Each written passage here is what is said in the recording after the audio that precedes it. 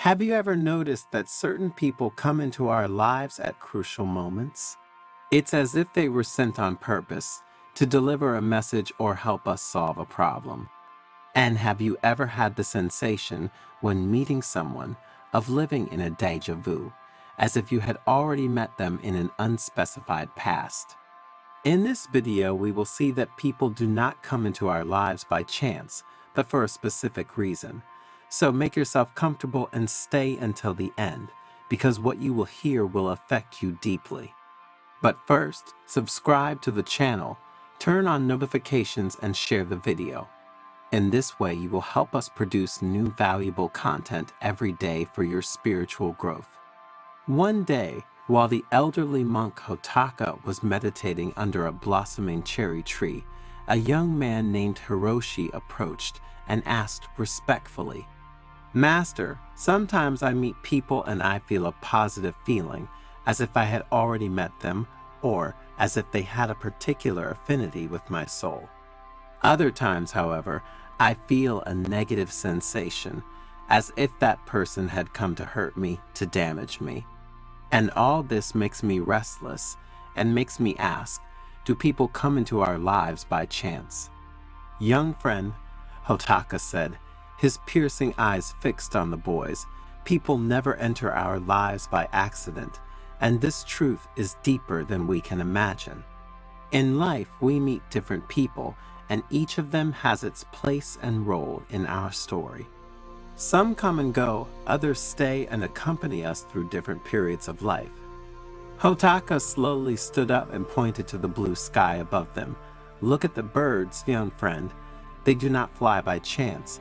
They are carried by the currents of the air, just as we are carried by the invisible forces of existence." Hiroshi contemplated the birds flying across the sky, trying to grasp the depth of the wise master's words. "Imagine your life as a garden," Hotaka added. "Every person who crosses your path is like a seed planted by destiny. Some grow like colorful flowers that last a season, others like mighty trees that endure over the years, but each brings with it the promise of new growth." Hiroshi nodded. He reflected on the various flowers and trees he had seen blooming along the path of his life. "The people who hurt us," Hotaka continued in a tone of pity, "are often our best teachers. They are sharp stones on our path, and despite the pain, they teach us to grow and find our inner strength." The young monk closed his eyes, reliving the challenges that had tempered his soul over time. "And then there are those who appear when we need them most," Hotaka said, pointing to a majestic tree. "Just as the roots of this tree support it on stormy days, these people support us in difficult times." Hiroshi thought of a person who had been his refuge during a very delicate period, a solid anchor in the midst of a storm, a person who, after that period, left his life, even though he would have still wanted her by his side. Finally, Hotaka concluded wisely, "Some remain with us forever. They are like fixed stars in our sky, bright and constant. True friends, family members, our soulmate. With them we share the burden of our days and the joy of our successes." The young monk smiled, feeling enveloped in gratitude for the special people he had met and had by his side. Hotaka looked up at the sky, and a subtle light danced in his eyes. "Recognize and appreciate every person who crosses your path, young Hiroshi. Each is an essential part of your story, and you are a part of theirs. Life is an intricate web of destinies, and each encounter contributes to the fabric of your existence. Know," added the master, "that there are fundamentally three types of individuals: those who support us on the path of our evolution, pushing us to overcome limits and reach new levels of awareness; those who bring a breath of renewal to our inner world. When we cross paths with these individuals, we immediately perceive that the universe is weaving an intricate web. What the plans are hidden in these meetings remains shrouded in mystery, but we can be certain that something in us is destined to undergo an eternal transformation. And then there are the individuals who encourage us to continue. This particular category of travel companions may only accompany us for a brief moment, but their role is crucial. They remind us of the true nature of our path, strengthening our determination to move forward. The Master's words helped the young novice who, in the following years, continued to follow the path illuminated by Hotaka's wisdom. Every encounter, be it a casual passerby or a lasting life partner, became for him a precious piece in the mosaic of his existence. Through the challenges and joys, Hiroshi learned that every person, every experience, brought with it a hidden gift, a precious teaching that contributed to his growth and spiritual fulfillment. As time passed, the novice himself became a senior monk with wise eyes and a grateful heart. In his role as spiritual guide, he shared with the young monks the profound truth taught to him by Hotaka. That life is a constant flow of meaningful encounters, each of which contributes to the unique beauty of our existence. In conclusion, what is the moral of this story? That in life, every encounter, regardless of its duration or intensity, contributes to the richness of our existence. Life is a wonderful journey of discovery, and each person who crosses our path brings with them a unique gift. Sometimes these people die, sometimes they leave, for no apparent reason. Other times they behave badly and force you to make a decision and walk away from them. What we need to understand is that their work is done because one of our needs or desires has been satisfied. Therefore, in a world where people's paths cross and separate like branches of a tree, true wisdom lies in opening your heart at every encounter and learning from the lessons hidden in the folds of destiny. As we move towards our life goals, even difficult challenges and trials always await us, and we can feel helpless. But it is precisely in these moments that the universe sends us people who give us the courage to face these challenges and overcome the obstacles. Their support and encouragement inspires us and gives us the strength to move forward. In the dance of life, Hotaka told the young novice, every encounter is a musical note. Listen carefully to the melody that is revealed through the people who crossed your path. Find beauty in the harmony of human connections. Remember, whether it is a love or a special friendship or, even, an acquaintance who touches our path, an encounter can change us forever. Have you ever had the problem of sleeping in one position rather than another? Some people sleep on their stomachs, some on their right side and some on their left side. Then there are those who love to do it curled up in a fetal position and those on their stomach. And again, there are those who love wearing pajamas and those who don't. There are those who love having blankets on and those, however, who want to feel free.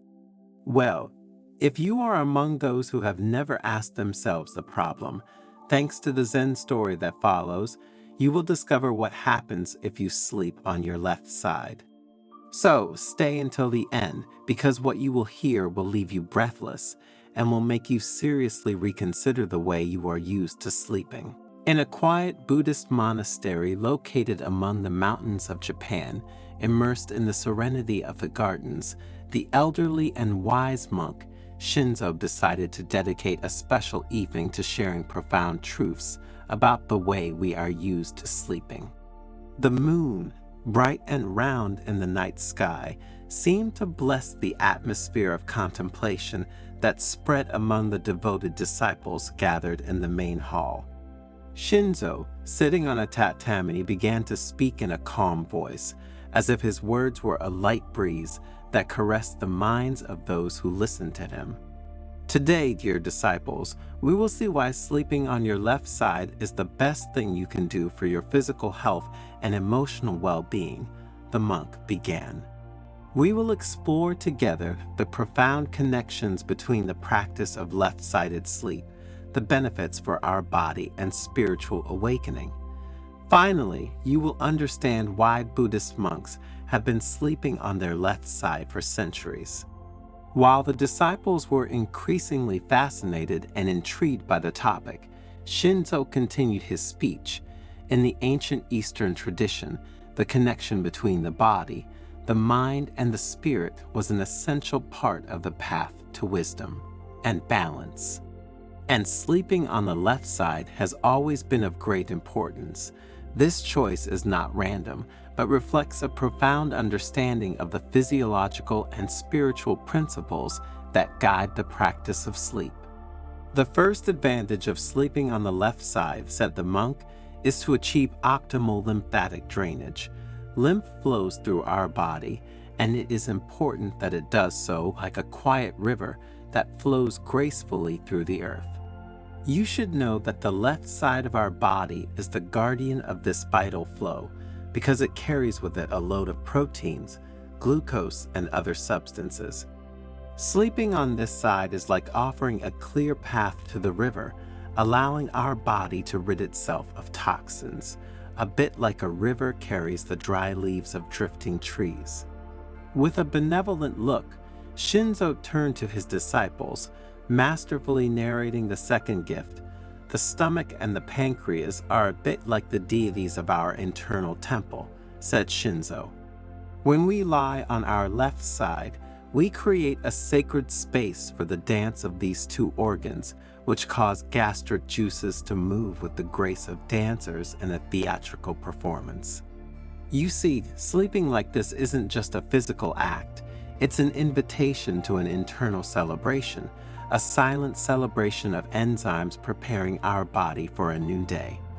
The monk, happy to see the disciples so interested in his words, continued talking about the third gift deriving from sleeping on the left side, purification, a true nocturnal ritual. Resting on your left side, he said, facilitates the flow of digestive waste, like a stream flowing through fertile soil. The intestine becomes the garden where nutrients are deposited, and in the morning, our body prepares for an elimination ceremony, a daily rebirth. Under the soft light that filled the room, Shinzo elaborated on another benefit of sleeping on the left side, talking about the love of the heart. Our heart is the ruler of our body, he said with a smile. By sleeping on the left side, we offer the heart a perfect backdrop for its work. The aorta, its messenger, starts in a majestic arch towards the left side, like a traveler crossing a bridge, making the journey easier and the blood flow more harmonious. The monk stood up slightly as if dancing along with his tales and continued with the fifth gift. And now, let's talk about the spleen, the devoted handmaiden. This hidden organ, guardian of our life force, finds peace when we lie on our left side. Bodily fluids become messengers of this peace, making their way to the spleen like pilgrims arriving at a secret sanctuary, nourishing and invigorating. And how have you slept until today? Write it in the comments and let's discuss the topic. In the meantime, if you're enjoying the video, leave a like and share it. You will help us produce new content every day for your spiritual growth. With a deep gaze, Shinzo introduced the sixth gift with a touch of poetry. Like nature following the course of the river, sleeping on the left side is an act of connection with gravity, the silent master who guides our journey night. The force of gravity becomes the guardian of the pathways of our lymphatic drainage, a silent companion that accompanies our body through its purification ritual. In resting on the left side, the master continued, we also find balance between body and mind. Sleeping on the left side is not just an act of comfort for the internal organs and for our body in general. Ancient Oriental wisdom teaches us that this way of resting enriches our health and our connection with the internal and external world. It is a true hymn to life, which reveals itself in the dreams and quiet of the left side. Sleeping in this way, then, is not just a rest for the body, but an opportunity for inner awakening and spiritual awakening. While the world lies in deep sleep, we, as practitioners of left-sided conscious sleep, we immerse ourselves in the depths of being. It is a sacred moment in which the mind frees itself from the chains of everyday thought, opening subtle doors to universal awareness. Shinzo, still smiling at his disciples, explained the concept of the balance between yin and yang in sleep. The left side, in its more yin nature, envelops us like an embrace of the night. The quiet that arises from this practice is a gift, an offering to our inner essence. Through concrete examples, Shinzo told of nights in which the monks, immersed in the practice of conscious sleep on the left side, felt the energy flow like a calm river crossing their being. The vital energies, in harmony with nature, dance while the body rests, creating a harmony that resonates in the entire monastery. The benefits of this practice, therefore, go far beyond the physical aspect, involving the spiritual one. Delving deeper into the analysis of the physical benefits, Shinzo told of elderly monks who, by embracing this practice, had experienced greater flexibility and strength in their meditation practice. Sleeping on the left side thus becomes a perfect complement to the search for enlightenment, preparing the ground for the mind and body. The monk, between one story and another, underlined the importance of bringing this awareness into everyday life, making it a healthy habit to never give up. It is not only in the quiet of the monastery that we can cultivate this practice, he underlined. Let us bring it with us into our homes, honoring our body as a temple in which the sacredness of the night resides. Shinzo, focusing on the sounds of the cicadas and the river that could be heard around the monastery, added, nature itself teaches us the importance of aligning our sleep with the flow of the world.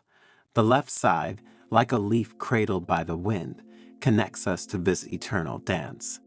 As his disciples listened with great interest, Shinzo shared other important benefits of sleeping on the left side.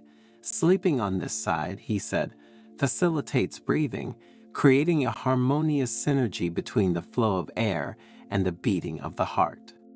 When you lie on your left side, your trachea and esophagus take on a more natural and straight position relative to your spine. This alignment facilitates the passage of air through the trachea and towards the lungs, facilitating freer breathing. Additionally, the diaphragm, the main muscle involved in breathing, is located under the lungs. Sleeping on your left side allows your diaphragm to move more freely, promoting deep, smooth breathing. And the location of the heart on the left side of the chest is another key element. Sleeping on this side, in fact, reduces pressure on the heart and allows better blood circulation. Sleeping on your left side can help prevent acid reflux as well.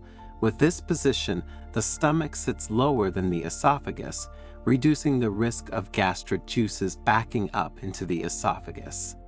And then, added Shinzo, sleeping like this offers natural support to the spine, maintaining optimal alignment for a tension-free awakening. Have you ever noticed, asked the monk, that the spine has a natural S-shaped curvature? When lying on your left side, this position better reflects the natural anatomical curvature of your spine, minimizing stress on your discs and joints. Remember, said the monk, that sleeping on your left side is not only a way to make your body rest better, but becomes a path to awareness and spiritual growth. Just as Buddhist monks, being aware of the interconnection between body and mind, have always adopted the left side as the privileged position for sleep, you too should get used to doing so. This way, both your body and your mind will feel better. Have you ever noticed that you have specific lines on the palms of your hands? Lines that intertwine, branch out, and intersect like mysterious paths on an ancient map. And have you ever wondered whether or not they have any meaning? You should know that the lines on your palms are not just simple random marks. According to Buddhist tradition, these lines have profound symbolic and spiritual meanings, and they can reveal hidden aspects of your personality, your potential, and your destiny.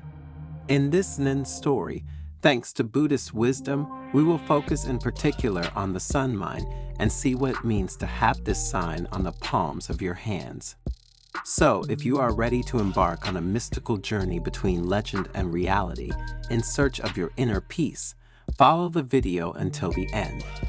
You will discover the secrets of the sun mine, a symbol that has fascinated scholars, researchers, and truth seekers for centuries. And you will understand how this sign can influence your personality and destiny. It will be a mystical journey between legend and reality that could change your life. There is a monastery among the mountains of Japan which welcomes souls in search of enlightenment and wisdom every day. Within his austere walls, the old monk Ninsei, renowned for his profound knowledge, usually gathers disciples to share precious teachings. One day, while the sun painted the sky with golden brushstrokes and the singing of birds filled the air of the surrounding forest with celestial melodies, Ninsei invited his students to gather around him. "Dear disciples," he began in a quiet voice, "today I will tell you about an enigmatic line that some of you may have imprinted on the palm of your hand. This line, called the sun line, is shrouded in an aura of mystery that has fascinated and intrigued Buddhist monks for centuries." A murmur of curiosity spread among the disciples, like a light wind stirring the leaves of the trees. Each of them carefully examined their hand, trying to identify the mysterious line that could have hidden an unexpected fate. But before delving into the meaning of this line, Ninsei continued with an enigmatic smile, "I will tell you the legend of a young monk obsessed with the sun line." The disciples drew even closer, captivated by the promise of a fascinating story. And Ninsei began to tell the story of the young monk, his obsession with the line of the sun, and his journey in search of the truth.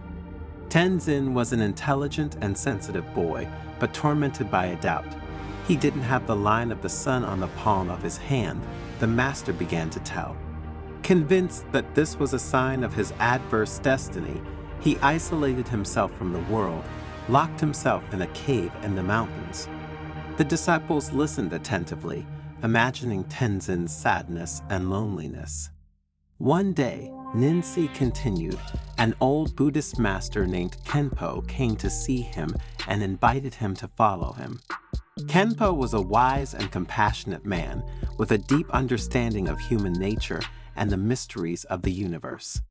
"Why should I follow you?" Tenzin asked in a tired voice. "My life is already marked by bad luck." Kenpo looked at him with understanding eyes. "True luck, Tenzin," he said, "is not found in the lines of your palm, but in the light that emanates from your heart. Follow your light and you will find happiness." Tenzin was doubtful because there was a reason he had taken refuge in those mountains. Some people, in fact, had convinced him that not having that specific mark on his hand was an omen of misfortune for him and for those around him. But something in Kenpo's words touched him, so he decided to follow him and embark on a journey of self-discovery. During their journey, Ninsei recounted, Kenpo taught Tenzin the principles of Buddhism, meditation, and the importance of cultivating compassion, gratitude, and determination. Tenzin began to see the world with new eyes, to understand that true wealth does not lie in material things, but in the inner light that each of us possesses. A disciple, curious, asked, "And the line of the sun, Master Ninsei? What meaning does it have in Tenzin's story?" Ninsei smiled. The sun line, he explained, represents the inner light that each of us possesses. Tenzin, initially obsessed by the absence of this line, learned to cultivate his inner light and not depend on external signs to find happiness. And his story teaches us that true luck is not a question of destiny, but of a positive attitude and a life lived in harmony with the values that inspire us. The disciples thought long and hard about Ninsei's words and Tenzin's story. The legend of the sun line had lit a spark in their hearts and a glimmer of hope.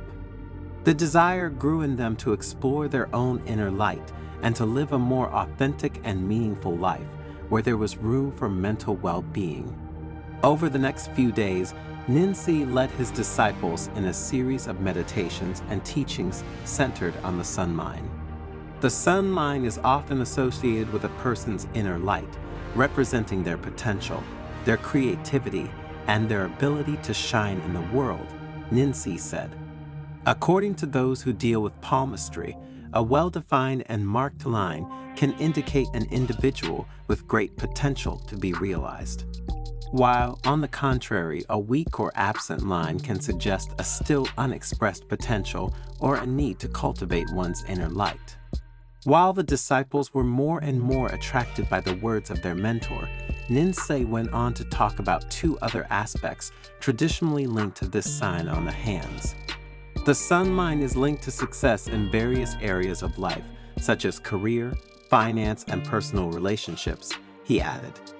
A long, straight line can indicate an individual destined for success, while a short or irregular line can suggest obstacles or challenges to overcome to achieve one's goals. However, it is important to remember that success is not just a matter of fate, but also of commitment, determination, and positive choices. If we do not commit ourselves with dedication, consistency, and perseverance, we cannot expect that everything will go well and that our life will move towards success and serenity, continued the monk with conviction. Master Ninsi asked another disciple, "What are the spiritual implications of this sign on the hands?" According to the wisdom of older monks, and according to the studies of some palmistry experts, the sun line is associated with spirituality, intuition, and connection with the divine. A deep, curved line can indicate an individual with strong spiritual sensitivity and deep intuition. And the presence of particular signs along the line, such as crosses or stars, can be interpreted as a sign of a special connection with the spiritual world. Then, after having remained silent for a while to ensure that everyone paid attention to these concepts, he invited them to reflect on the position of the line on their palm. This line, my dears, is present on the palm of your hands, and do you think it can suggest some traits of your personality and potential? Once again, a soft murmur arose in the room where they were gathered. Each of them meditated on the Master's words. However, the sun line is not an immutable destiny, Ninsi continued, but rather an invitation to discover our natural talents and inclinations. It is a symbol that reminds us that each of us possesses a unique and special inner light, ready to shine if fueled with passion and dedication. The disciples enthusiastically engaged in the practices proposed by Ninsi, starting to pay more attention to their thoughts. They understood that listening to their emotions and paying attention to their actions, trying to identify the values that guided them and the goals they wanted to achieve, was crucial to living fully. One day, a disciple named Mai approached Ninsi with a doubtful expression. "Master," he asked, "my sun line is very short and thin. Does that mean I don't have much potential?" Ninsi looked at her with his eyes full of wisdom. "Mai," he said, "sunlight is not measured by the length or breadth of its line, but by its intensity. Remember that even a small spark can light up an entire room. True strength lies in your determination, your compassion, and your will to make a difference in the world." Ninsi's words touched Mai's heart. The young woman realized that true wealth did not lie in external characteristics, but in the inner light that she could cultivate and share with others. Over time, Ninsi's disciples continued to grow and evolve, inspired by the legend of the sun line and the wisdom of their master. They learned to live in harmony with themselves and the world around them, spreading messages of peace, compassion, and hope. The story of the line of the sun spread far beyond the monastery walls, reaching the hearts of people of every culture and religion. But what does this story teach us? That true luck is not a question of fate or external signs, but of a positive attitude and a life lived in harmony with the values that inspire us. True wealth lies in our mind, in our heart, and in the actions we perform every day. Like the sun line, each of us has a unique and special inner light. It's up to us to grow it, nurture it, and share it with the world. Only in this way can we help create a brighter and more hopeful future for all. Let us always remember, the inner light is our greatest strength. Let's give her room to shine. In addition to this universal message, the story of the sun line also offers us an invitation to reflect on our individuality and potential. The position of the sun line on the palm of the hand can be seen as a metaphor for our natural talents and inclinations. It is an invitation to discover what makes us unique and to pursue it with passion and dedication. In a world that often pushes us to conform to predefined standards, the story of the sun line reminds us that true wealth lies in our authenticity. And it is only when we embrace our uniqueness and share it with the world that we can make a difference for ourselves and others. So, next time you look at the palm of your hand, remember the story of the sun line. Be inspired by his message of hope and inspiration, and start cultivating your inner light, because that's where true luck and fulfillment lies. Have you ever heard of the Buddhist custom of putting salt in your shoes? And do you know what exactly this ancient practice, which has its origins in the wisdom of Buddhists and Oriental medicine, is for? Salt is known for its countless uses, not only in cooking. You've probably already tried several thanks to suggestions from elders. In the kitchen, it is a formidable ally, and according to the most recent research, it is not the worst culprit in raising blood pressure. And its uses do not end here. Salt is in fact a precious ingredient even in domestic cleaning, because it helps to clean and cleanse. Furthermore, in the form of a saline solution, it is a powerful disinfectant for wounds and skin abrasions. Not to mention its uses as an exfoliating scrub, anti-dandruff remedy, bath salt, and we could go on forever. But few people know that for Buddhists, putting salt in their shoes has a very important meaning on both a spiritual and medical level. And we will see it in the Zen story that you will hear shortly, where you will discover 5 reasons why you should also try to put it in your shoes. So stay until the end, because what we will reveal to you in the last minutes of the video will strike you deeply, leaving you speechless. In the heart of a valley surrounded by the mystical aura of the Japanese mountains stood an ancient Buddhist monastery, guardian of age-old wisdom and a place of refuge for those seeking inner peace. In this place where time seemed to have stopped, lived the elderly and venerated monk Makoto, whose wisdom and profound understanding of the ways of Buddhism and Oriental medicine shone like the light of a candle in the night. One morning, as the golden rays of the sun filtered through the branches of the trees, Makoto gathered his disciples in the monastery cloister for one of the usual lessons. And with a serene expression, he invited them to sit in a circle around him and began to speak in a warm and reassuring voice. Every step we take on the path of life is a sacred journey, the monk began, a path that leads us to knowledge of ourselves and the universe that surrounds us. And just as when, to face a long and tiring journey, it is necessary to prepare adequately, so also in our earthly existence, we must be ready to face the challenges that await us. The disciples listened, enraptured by their master's words, and when Makoto mentioned the ancient custom of putting salt in shoes, their minds opened to the wonder of a tradition as ancient as it was mysterious. This practice, Makoto continued, has roots that go back to the remotest past, when our ancestors walked through wild and impervious lands. In those distant times, salt was not just a condiment to enrich foods, but a precious commodity, a symbol of purity and protection. The senior monk took a moment's pause, letting the words settle like delicate sand in the minds of his disciples, and then continued, I will now explain to you the 5 main reasons why the practice of putting salt in your shoes is so significant and important for our spiritual path and for our health in general. First, Makoto said, salt has the power to absorb moisture, just as the Buddha absorbed the suffering of the world. When we put salt in our shoes, it helps us keep our steps light and agile. In Buddhist practice, humility is often associated with the heaviness of worries and suffering that we carry with us along the path of life. Just as the weight of water filling our shoes in the rain slows and weighs down our pace, so the worries and tensions of the mind can hinder our progress towards inner peace and enlightenment. Putting salt in your shoes symbolizes the desire to free yourself from this burden, to let go of worries, and to maintain a lightness of spirit despite the challenges encountered along the way.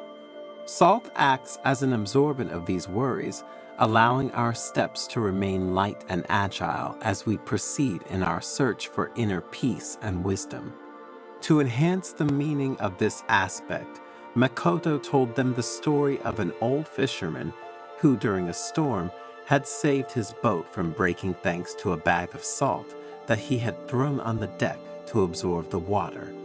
The second reason to put salt in your shoes, Makoto continued, is that salt has purifying properties.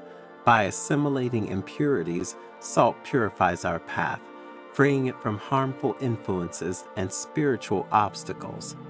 Putting salt in our shoes, therefore, is a way to protect our mind and spirit from the deceptions and temptations of the outside world. To better explain this idea, the monk shared with his disciples the story of a traveler who, during his journey, had encountered a river infested with evil spirits.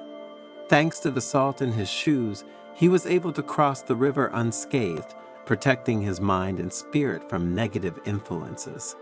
The third reason, Makoto continued, is that salt helps us maintain balance. Just as the mountains that surround us are symbols of stability and strength, putting salt in our shoes also helps us to root ourselves in the earth and to remain steadfast in the face of the storms of life. The mountains surrounding the monastery represent the image of stability and strength, said the monk. Just as these towering rock formations remain steadfast even in the face of the most violent storms, so we too must learn to maintain our inner stability as we face life's challenges. And putting salt in your shoes symbolizes this balance. The salt, in fact, acts as an anchor for our steps, stabilizing them and preventing unwanted falls along our path. When we walk with salted shoes, we feel more solid and rooted to the ground, as if we have a deep connection with the earth itself. This balance not only affects the body, but also the mind and spirit. Therefore, following this practice is an invitation to find the right balance between the different dimensions of our existence. Between work and rest, between action and contemplation, between joy and sadness, between good and evil. When we manage to maintain this balance, we can face life's challenges with serenity and determination without being shocked by the ups and downs we encounter along the spiritual path. To make the concept clearer, Makoto told them the story of a young monk who, during a meditation on the banks of a stormy mountain stream, had found perfect balance thanks to the salt he brought with him. As the disciples became more and more involved with the stories of their spiritual guide, Makoto continued with the fourth reason. Salt also has healing properties, he said. In Oriental medicine, in fact, salt is considered a natural remedy to relieve pain and tension. Putting salt in your shoes can soothe not only the physical discomforts, but also the mental ones that we encounter along our spiritual path. To demonstrate this idea, the monk shared with his disciples the story of a farmer who, suffering from an open wound on his foot, had found relief by immersing his foot in a saline solution. Continuing with the fifth reason, Makoto talked about how putting salt in your shoes was a gesture of gratitude. Salt is a precious gift from the earth, and using it mindfully reminds us to be grateful for all that life offers us, both the joys and the challenges, said the master. The disciples listened to Makoto's words with deep reverence, grasping the wisdom behind that seemingly simple gesture, but the monk wasn't finished yet. Looking his disciples straight in the eyes, he added, "My dears, there is a reason linked to this practice that I wanted to leave until last due to its importance. Putting salt in your shoes is a rite of passage that connects us to past generations and all the people who have walked this earth before us. Every grain of salt represents their stories, their challenges, and their victories. When we put it in our shoes, we join an eternal bond of wisdom and resilience that crosses time and space, transmitting their spirit and strength in our footsteps." Faced with this revelation, the disciples were speechless, contemplating the depth of this apparently simple gesture. They understood that, for Makoto, salt in shoes was not just an ancient practice or a symbol of protection and purification, but a connection to humanity itself and all the lives that have passed before them. Have you ever heard of the custom of putting coarse salt in the corners of the house? And do you know what exactly this ancient Buddhist practice passed down by monks and healers of enormous wisdom and experience is for? Thanks to the exciting Zen story you are about to hear, you will discover some of the greatest benefits of salt and the powerful symbolic and spiritual implications behind it. So, stay until the end and don't miss even a minute of this precious video, because the information you will receive will help you in your search for inner peace. But before continuing, subscribe to the channel and turn on notifications. This way you will be informed when we publish new content for your spiritual growth. In a quiet Buddhist monastery hidden in the Japanese mountains, the wise old monk Hiroshi told his devoted disciples stories of profound wisdom. Dear disciples, there is an ancient practice that may appear simple, but which has deep roots in Buddhist wisdom and important symbolic and spiritual implications. The monk continued, "Putting coarse salt in the corners of your house may seem like a trivial gesture, but you have to watch what happens when you do it. It's like sowing the seed of change and watching how it flourishes." A young monk raised an eyebrow skeptically. "I used to doubt this practice," he admitted, "but now I wonder what would happen if I did it." You should know that salt has been valued throughout the centuries, considered more than just a spice. It was traded like gold, and many believed it possessed magical properties. "But why put salt in the corners of the house?" asked another young nun. "Because salt isn't just about making food taste better," Hiroshi replied. "It has a much deeper history." And so the monk embarked on a tale that unfolded through ancient cultures and civilizations, from the ancient Egypt of the pharaohs to Gandhi's India, from the regions of Normandy to Bavaria, from Judaism to Buddhism. He explained how salt had been considered a protective amulet, a symbol of unshakable life, a means of purification and harmonization. "It is more than meets the eye," Hiroshi said. "It is a bridge between us and the universe, a key to our connection with nature and with ourselves." His disciples absorbed the words of the wise monk, reflecting on the depth behind such a simple gesture as putting salt in the corners of one's home. And so they began to understand that even the smallest actions can lead to significant changes when intrinsically connected to wisdom and awareness.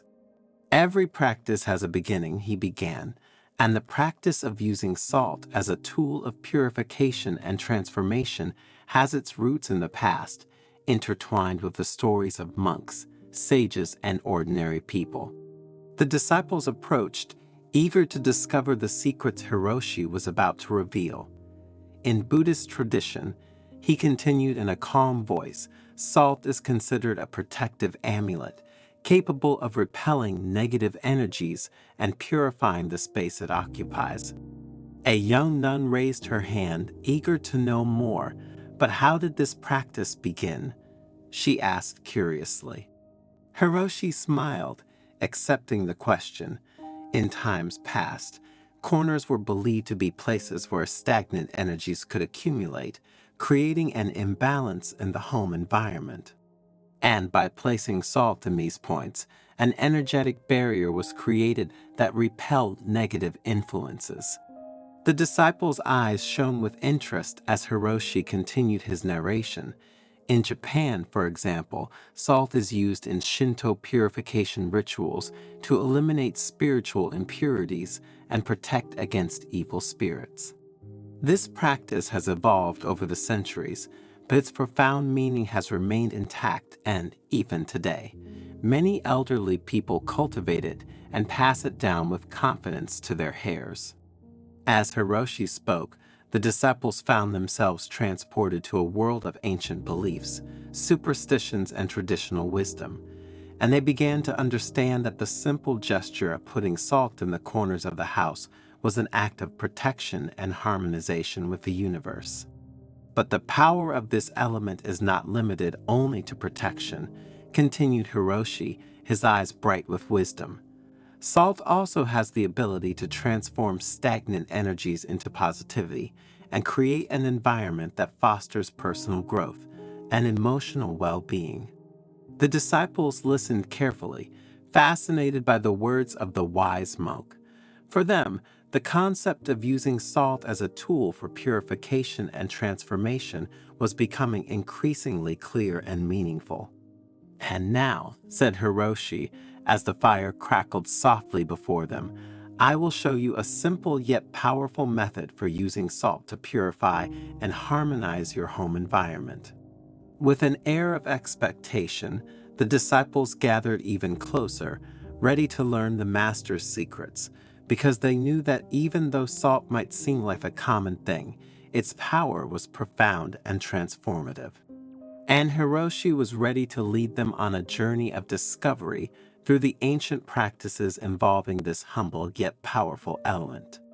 First of all, continued the elderly monk, we must understand the role of salt in our daily lives and its connection to the energies that surround us. Salt has been precious throughout the ages, Hiroshi continued, not only for its culinary value, but also for its physical and symbolic properties. It was considered a divine gift, a symbol of purification and protection against dark forces. As he spoke, he showcased a variety of salts collected from around the world, from raw sea salt to pink Himalayan salt crystals. Each type of salt carries with it a unique vibration, he explained. And learning to use salt correctly means being aware of this diversity and how it can affect our environment and our inner energy. The disciples contemplated the various types of salt with curiosity, aware of their potential significance beyond the simple flavor they added to meals. But how can we fully harness the power of salt in our lives?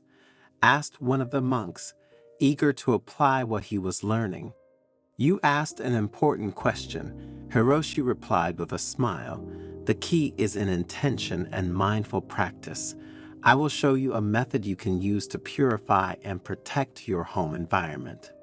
The moon is a powerful energy catalyst, Hiroshi explained, and when salt is exposed to its light, it becomes charged with purifying and harmonizing energy.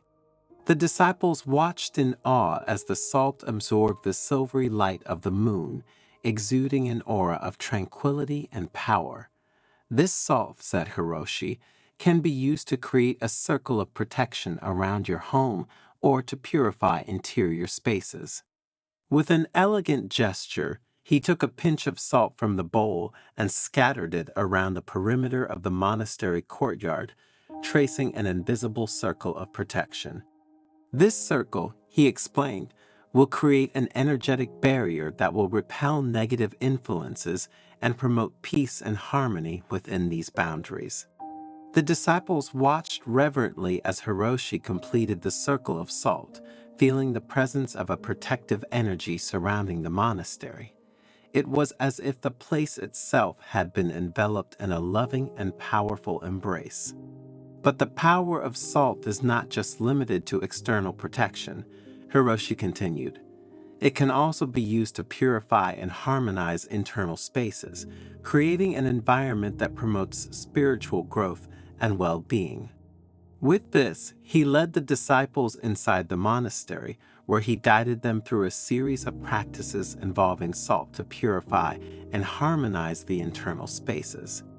Each gesture was performed with awareness and intention, as the disciples learned to connect with the power of salt and use it to transform the energies around them. Have you ever noticed how humidity can accumulate on the walls of your home, especially in certain areas? Hiroshi asked, scanning the expressions of all the people present. Everyone nodded in agreement, recalling times when they had observed this phenomenon in their homes. Placing salt in those spots can be extremely helpful, Hiroshi continued. Salt, in fact, has the ability to absorb humidity from the surrounding air, thus helping to prevent the formation of mold and safeguard our health. But that's not all, he said with a smile that suggested a new revelation. Salt can also be an ally in the fight against bad odors in domestic environments. Placing small bowls of salt in strategic locations around the home, such as the kitchen or bathroom, can help absorb and neutralize bad odors, Hiroshi explained. In this way, salt acts as a natural air purifier, keeping rooms fresh and pleasant. And these two important benefits of salt, my dears, although they are not directly linked to spirituality, actually have a strong connection with our spiritual path. Because, just as it absorbs humidity and bad smells, salt also absorbs energies, emotions, and evil presences. Therefore, it has a very powerful symbolic and spiritual role, and each of us should take this into account. Have you ever heard of the meaning of the number 888 and its spiritual importance? For many, it is an angelic number, a portal to luck and prosperity. The certain thing is that for all religions, this number has links with spirituality and with the divine that is in each of us. And it is said that if you write the number 888 on a sheet of paper and put it under your pillow, you can transform your life. By doing so, in fact, you will be able to attract prosperity, serenity, and inner peace. But how are things really? Make yourself comfortable and stay until the end of the video, because at the end of this Zen story you will find an answer to this fascinating mystery. And also, you will learn about the power of the number 888 and how to use it to attract what you want into your life. The sun sank lazily on the horizon, painting the sky with fiery shades that danced on the rocks like tongues of fire. The elderly and wise monk, Kato, is about to reveal something unique to his disciples. Around the crackling fire, Kaido's disciples anxiously awaited the words of the Buddhist monk. They knew that, once again, their mentor would amaze them with extraordinary revelations. Kaido, with his calm and persuasive voice, began to narrate an ancient story, one of those capable of opening the mind and leaving a profound mark in the hearts of each of them. In the mists of time began the monk. A mystical number emerged from the depths of the universe, 888. Since then, its energy permeates creation, bringing abundance, prosperity, and balance.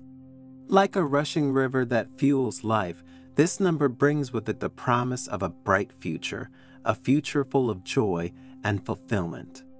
The monk bent down, picking up a small sheet of snow-white paper.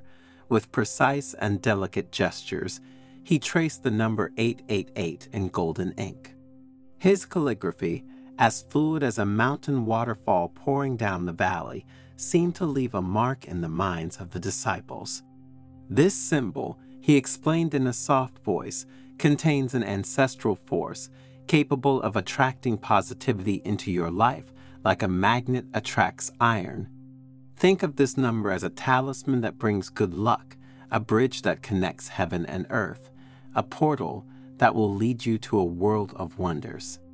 The disciples listened in silence, enraptured by the Master's words. Their eyes shone with curiosity and hope, like stars lighting up in the night sky. 888 is more than just a number, Cato continued, his voice vibrant with wisdom.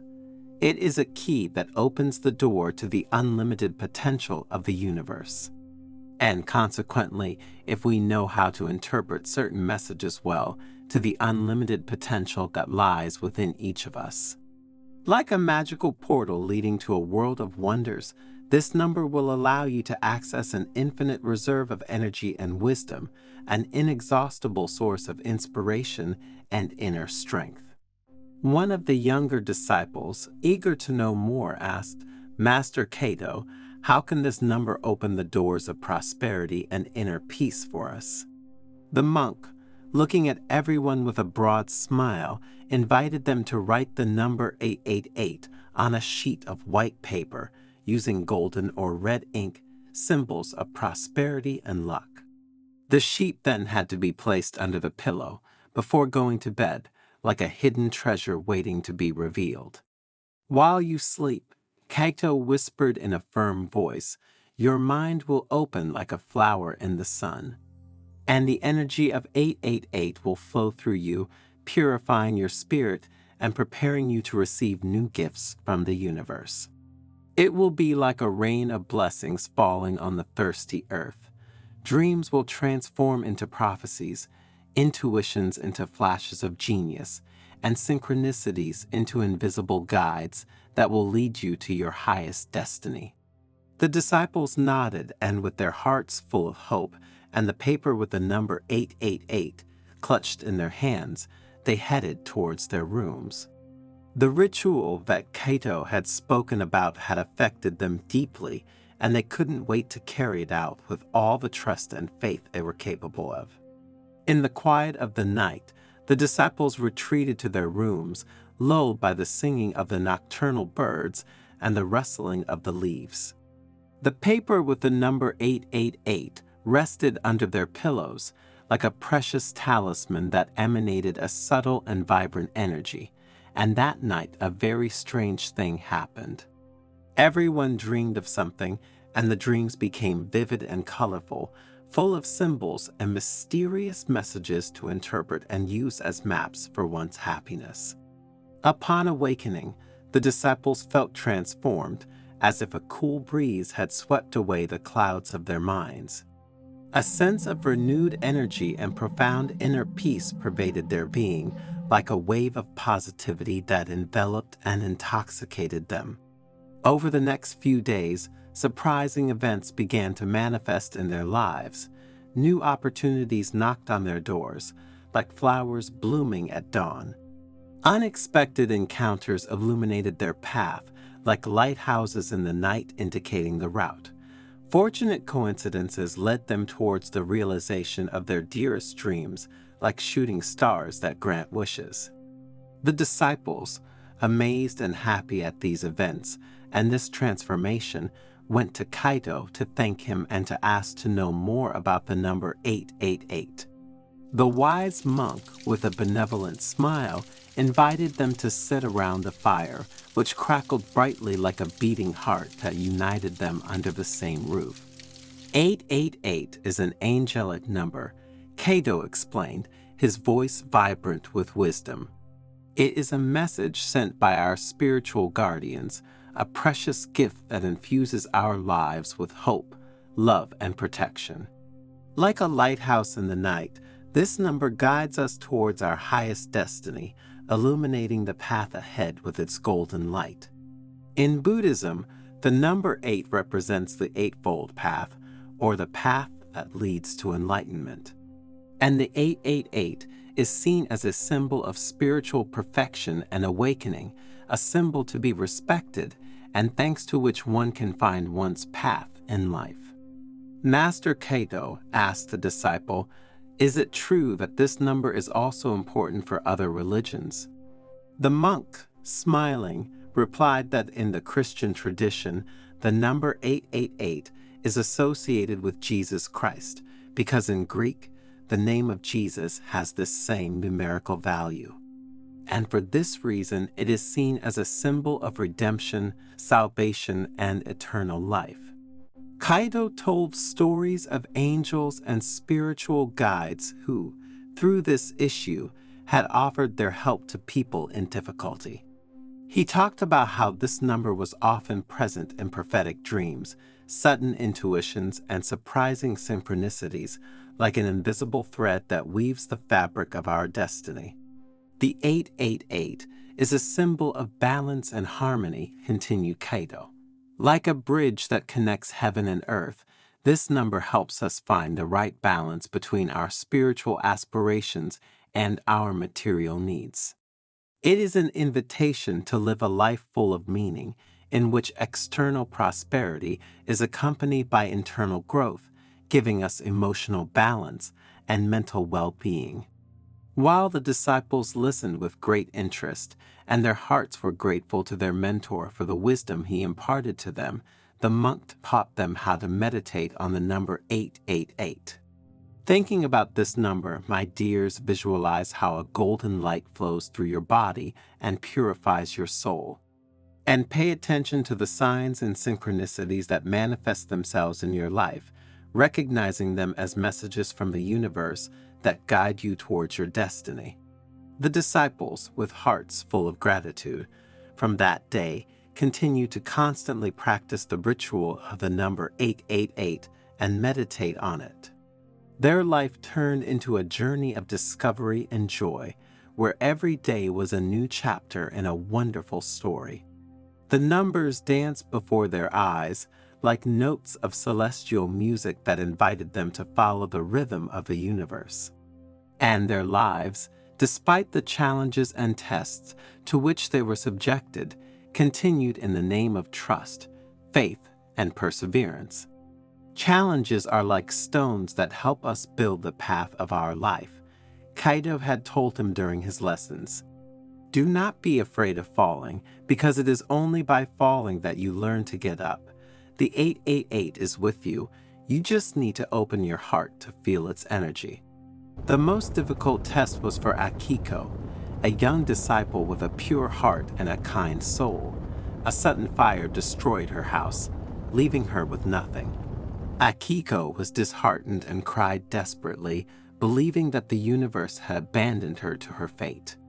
Kaido took her hand and led her to the top of a hill overlooking the valley. The sun was rising, painting the sky in shades of pink and orange. Look, he said, pointing to the breathtaking view. The universe has not abandoned you. It has given you this test to make you emerge like a phoenix from the ashes. Remember that the 888 is with you. Have faith, and your inner strength will guide you despite adversity.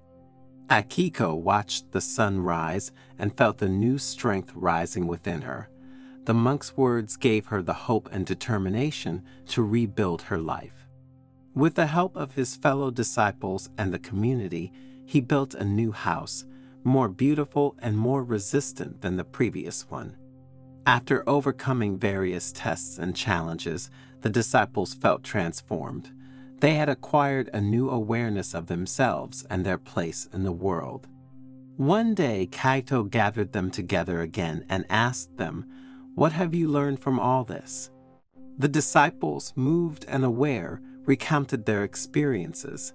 They had learned that true wealth is not in material things, but in inner strength, love, and compassion. And that the number 888 is not a magical lucky charm, but a symbol of their unlimited potential. And again, that the key to a happy and fulfilling life is to trust your intuition and live in harmony with yourself and the universe. Master Kaito looked at them with pride and greeted them with these words, "Now you are ready to spread your light in the world. Use your wisdom to help others and to create a better world." Do you often wake up between 3 and 5 in the morning? And have you ever felt a feeling of uneasiness or curiosity when this happens? In this video, thanks to a Zen story, we will see what it means to wake up recurrently at these times.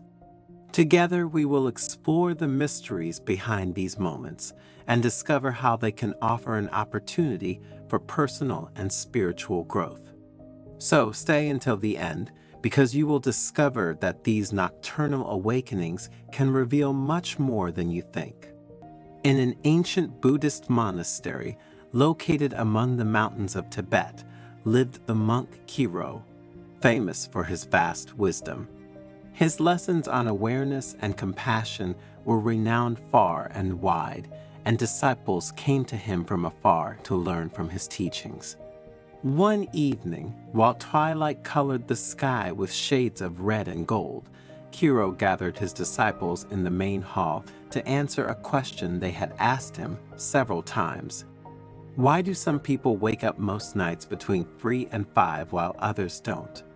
Are these awakenings phenomena related to chance, or do they have a meaning? Dear disciples, Kiro began in a calm voice, today we will explore nocturnal awakenings and their connection to Eastern medicine and Buddhist wisdom. In Eastern medicine, Kiro continued, night awakenings are believed to be linked to body's energy meridians and their influences on us.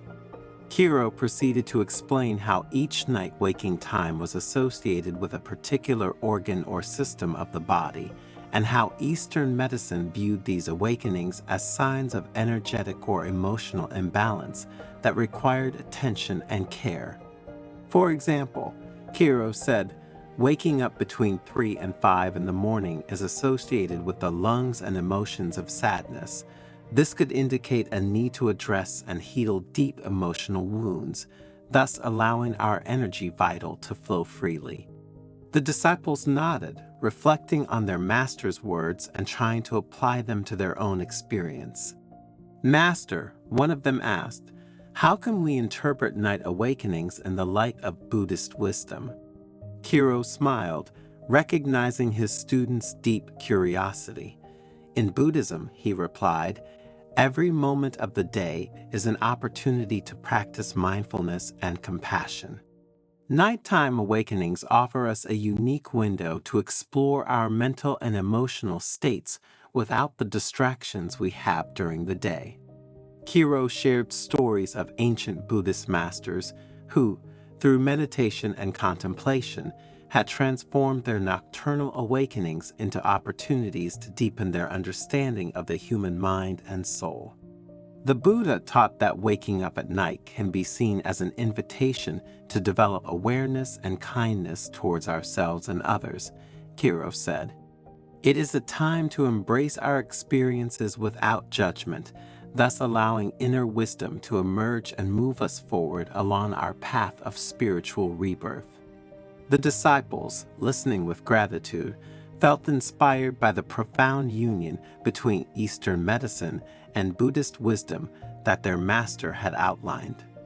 Remember, Kiro added, that every waking night is an opportunity to grow, learn, and connect with the deepest part of ourselves. Be grateful for these moments of awareness, for they are precious gifts on the path to spiritual fulfillment. But now let's see in more detail which areas of life are affected by nocturnal awakenings, so that you can better analyze yourself and others. Stress and anxiety accumulated during the day can manifest themselves in waking up at night between 3 and 5 in the morning. This is because during these hours, the human body is naturally predisposed to release peaks of cortisol, the stress hormone.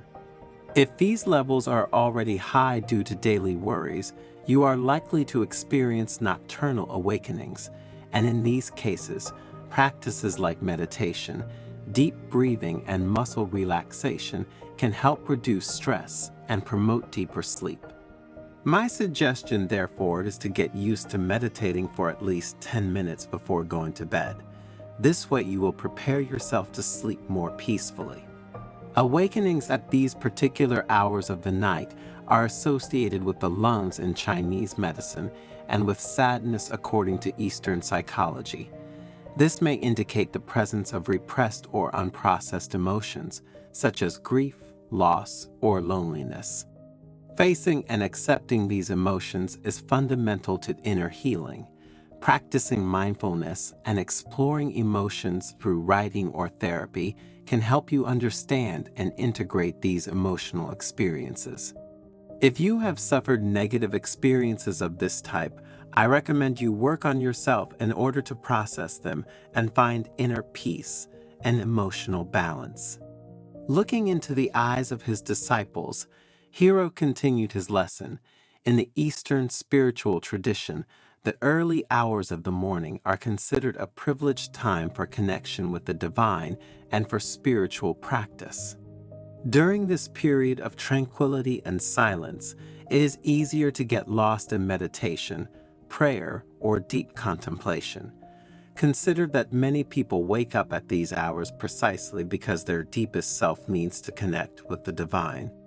And many practitioners, however, find that waking up specifically between 3 and 5 in the morning is an opportunity to experience greater spiritual presence and awareness, opening the door to new insights and spiritual realizations. These nocturnal awakenings, Hiro continued, can also be interpreted as signs of a process of inner transformation and personal growth. During these hours, the subconscious may be more active, bringing hidden emotions, thoughts, and desires to the surface. This can be a time to deeply explore your psyche and to identify what changes or transformations are necessary to live a more authentic and meaningful life.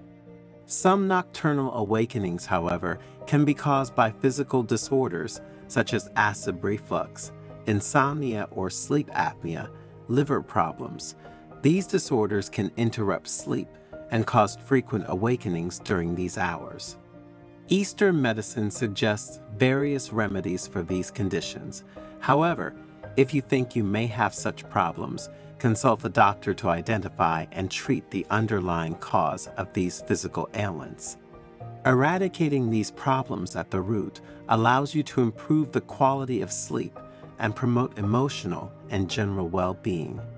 As the disciples continued to listen to the monk's words with great attention, Hiro introduced another important aspect. The period from 3 to 5 in the morning, he said, is considered a time when the unconscious can communicate important messages through dreams and awakenings.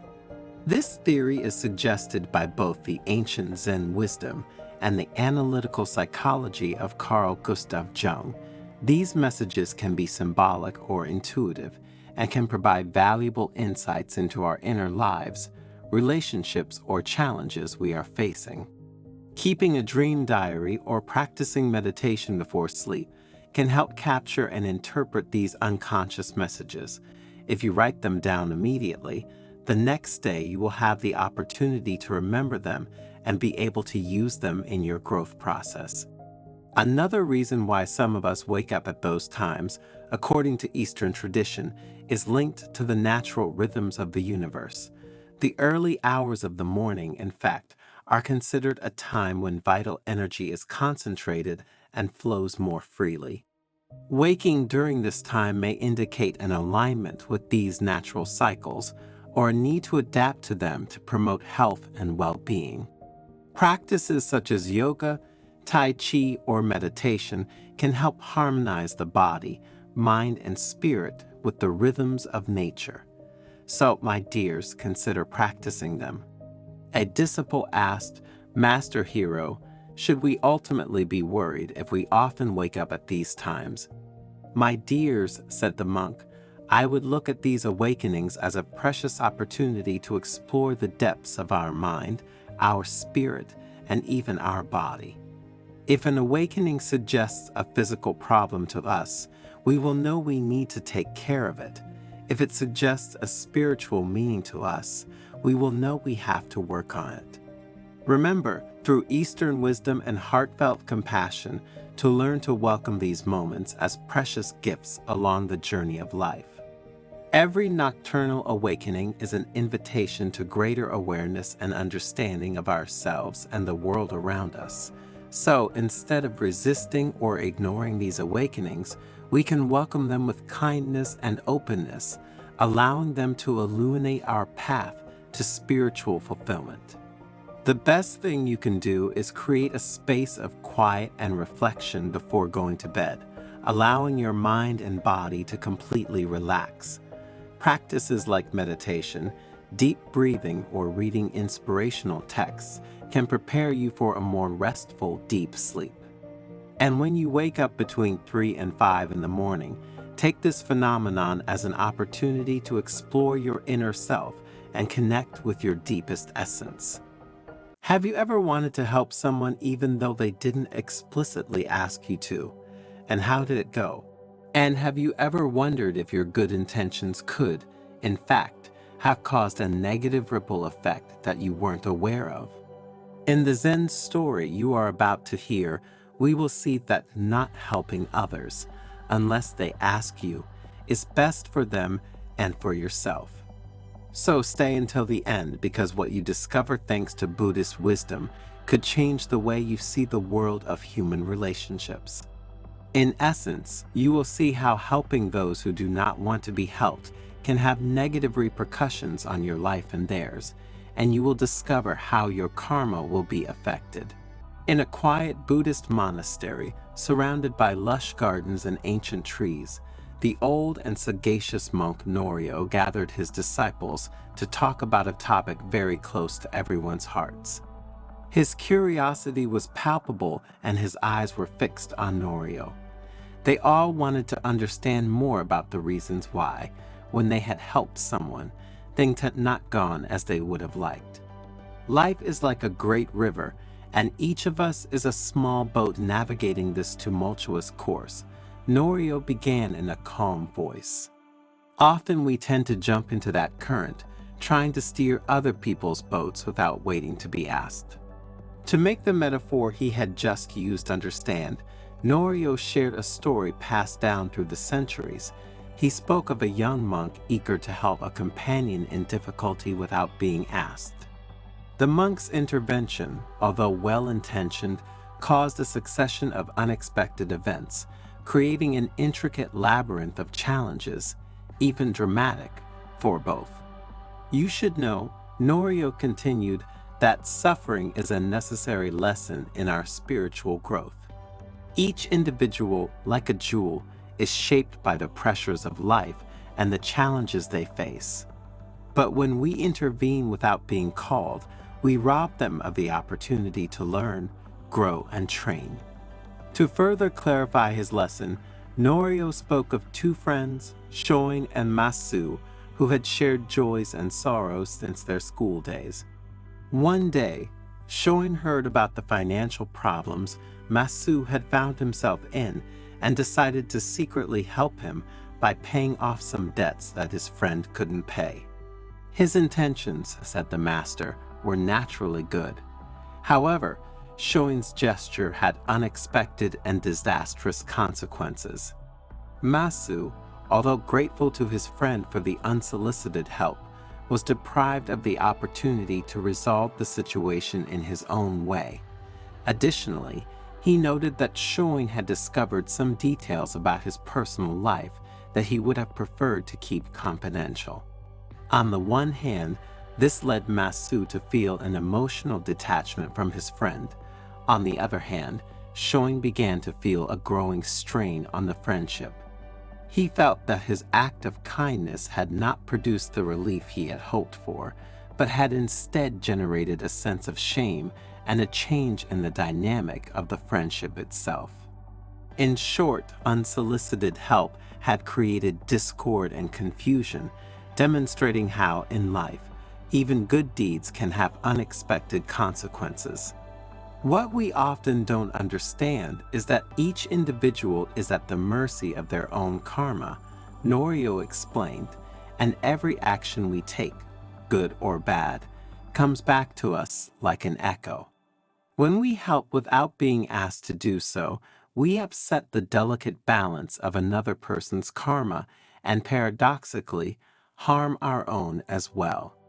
The old monk told other stories, such as that of a young man who, eager to solve the problems of a dear friend without her having asked him, found himself involved in a series of endless difficulties and misadventures. If you enter a labyrinth that is not yours but someone else's without being asked, Norio continued, you could set off a chain reaction of events, creating an intricate web of karmic connections. And your gesture of friendship, no matter how absurd it may seem, could end up doing more harm to the friend in question and to yourself. Imagine wanting to cure someone without asking them if they are willing to give up the things that made them sick. Norio said, suffering is often caused by past actions, and our intervention could alter the natural course of learning that the individual should ultimately experience. Norio then went on to talk about Buddhist teachings, highlighting how even he himself had resisted the temptation to intervene without request. Buddha, the monk explained, had understood the sacredness of the individual learning process and how the karma of each being must be respected. Suffering is a very severe but precious teacher, Norio continued, using other everyday examples to better illustrate the concept. He spoke of the many moments when, seeing a friend or family member in difficulty, empathy pushed him to offer help, and how instead, Buddha taught the wisdom of waiting for the person themselves to ask for help. Suffering is almost always the result of past actions, and karma is the supreme law that governs the universe, Norio said. When we intervene unsolicited, we enter a karmic vortex that can drag us into other people's problems, with unpredictable consequences for both of us. Remember, suffering is like a teacher who guides us along the path of spiritual growth, said Norio. To interfere with this process is to deprive others of the wisdom that only suffering itself can teach. Norio told other stories about daily life at the monastery, showing how the monks applied these teachings in daily practice. Dozens of monks I have trained, he added, became wiser and more self-confident men precisely because I avoided intervening directly in their problems. By resisting the temptation to intervene to solve certain problems, I allowed them to face their own challenges and learn the lessons that karma had in store for them. Every action we take is like throwing a stone into a pond, Norio said, using a metaphor to clarify the concept. The ripples spread and return to us. When we help without asking, we not only influence the karma of others, but we create ripples that can impact our own lives. In conclusion, what do we understand from this story, and how can you help us? The moral we can draw from this story is a reminder of the wisdom of discerning when to reach out and when to wait. Karma, like an unbroken river, carries our actions with it, and the way we offer our help can alter the very structure of destiny. Before reaching out to help someone, we must reflect on what they really need, Norio admonished. Not everyone seeks advice. Sometimes they just need a listening ear and an understanding heart. Therefore, let us always remember to respect the sacredness of the individual path of each human being. Help should never be an impulsive act, but rather a conscious gesture, respectful of free will, and the path of personal and spiritual growth of others and ourselves. Life is an intricate web of lessons and opportunities for growth. When we offer our help without being called, we can deprive others of the precious opportunity to learn about themselves. Wisdom lies in recognizing that sometimes the best lesson is the one learned through one's own effort and experience. Therefore, let our help be a beacon of light, offered when requested with awareness and respect, rather than a chain of unexpected events.